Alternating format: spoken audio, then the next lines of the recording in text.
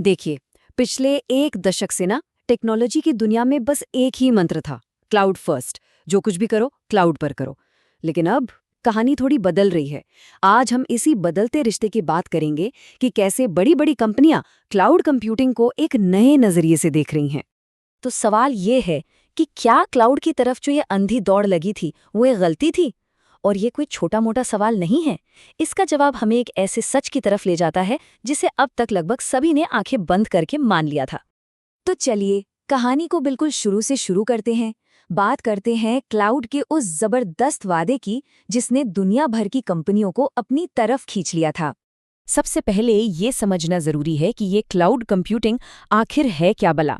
इसे ऐसे समझिए, अपना खुद का पावर प्लांट लगाने के बजाय आप बिजली कंपनी से कनेक्शन लेते हैं और मीटर के हिसाब से बिल भरते हैं।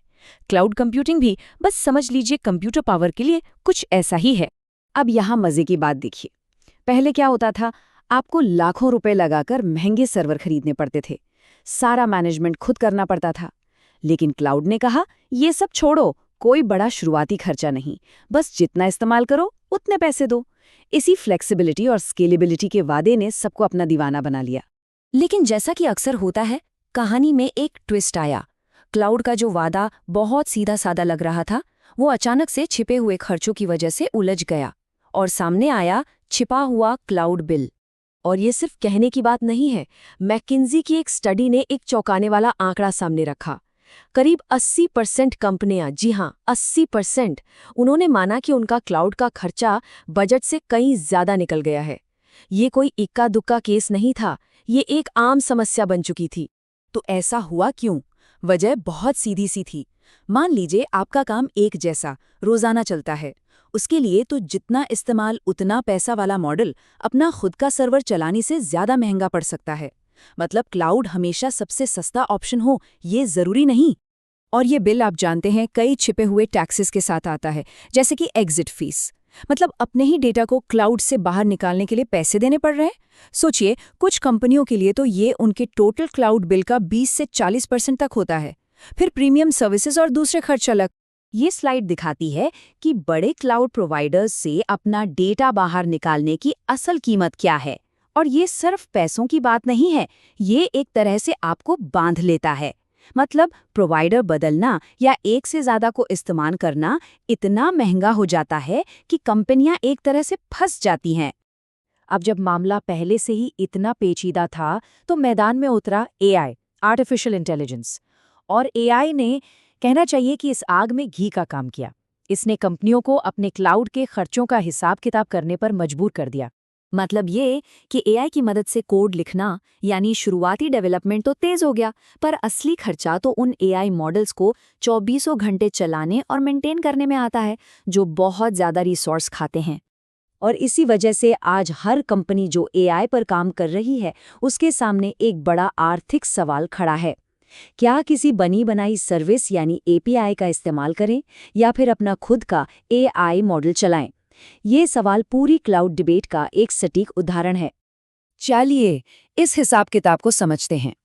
एआई की दुनिया में टोकन का मतलब होता है टेक्स्ट के छोटे छोटे टुकड़े। अब जरा इस टेबल को देखिए। अगर आप रोज 1 मिलियन टोकन यूज कर रहे हैं तो एपीआई बहुत सस्ता है, कोई शक नहीं। लेकिन जैसे ही आपका यूज बढ़ता है, मान लीजिए 500 मिलियन टोकन हर रोज, तो देखिए खेल कैसे पलट जाता है। अपना मॉडल होस्ट करना कहीं ज्यादा सस्ता पड़ने लगता है। और ये चार्ट तो सब कुछ साफ साफ दिखा रहा है। जरा देखिए दोनों में कितना बड़ा फर्क है। जब आपका काम बड़े स्केल पर होता है तो सेल्फ होस्टिंग का फायदा इतना ज्यादा है कि उसे अनदेखा किया ही नहीं जा सकता। तो फिर इस बढ़ते खर्चे का हल क्या है?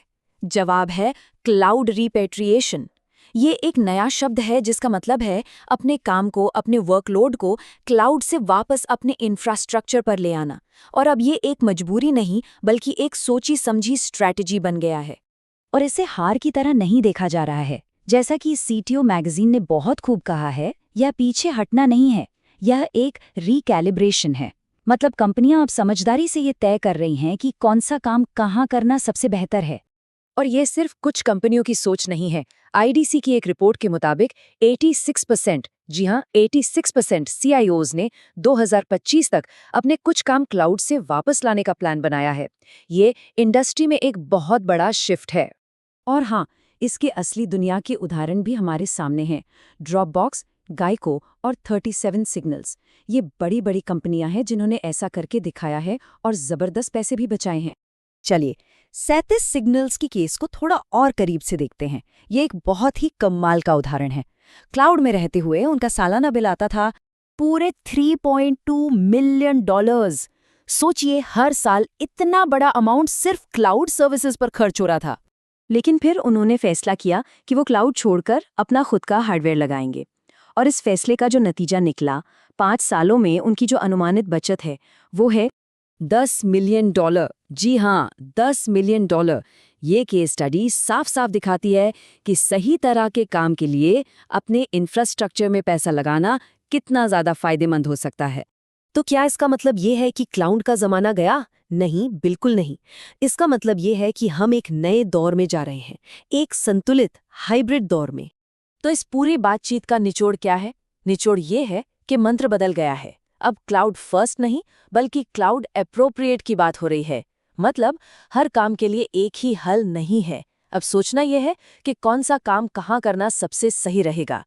और इसके लिए कुछ ज़रूरी सवाल हैं जो हर किसी को पूछने चाहिए, जैसे डेटा कितना सेंसिटिव है, लंबे समय में खर्चा कितना आएगा, क्या काम को बहुत तेज़ रफ्तार की ज़रूरत है, और सबसे ज़रूरी, क्या हमारे पास इसे संभालने वाली एक्सपर्ट टीम है। और आखिर में ये एक सवाल जो हमें सोचने पर मजबूर करता है कि हमारा इंफ्रास्ट्रक्चर हमारे लिए काम कर रहा है या हम उसके लिए काम कर रहे हैं। कहीं ऐसा तो नहीं कि टेक्नोलॉजी हमें ताकत देने के बजाय हम बस उसकी बढ़ती हुई कीमतों और मुश्किलों के गुलाम बनकर रह गए हैं। ये सोचने वाली बात है ना?